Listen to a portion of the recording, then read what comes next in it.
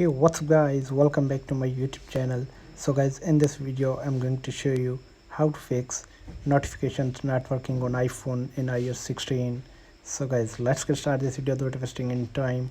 So guys, first of all, force restart your iPhone. So guys, if you don't know force restart, so guys, simply tap on the power button and the volume up and the volume down at the same time. So guys, after force restart your iPhone, so simply check if you have enabled do not disturb, then disable this. Scroll open the control panel, so tap on do not disturb here, so tap to turn this off. So guys, turn off do not disturb here. After turning off do not disturb, check notification preview settings, so tap on here, show previews, so tap on always, so go back now.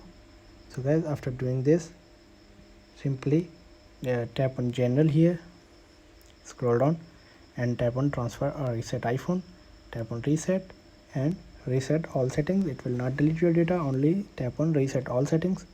So guys, after doing this, reset your iPhone, so simply that, then go to your setting and tap on software update.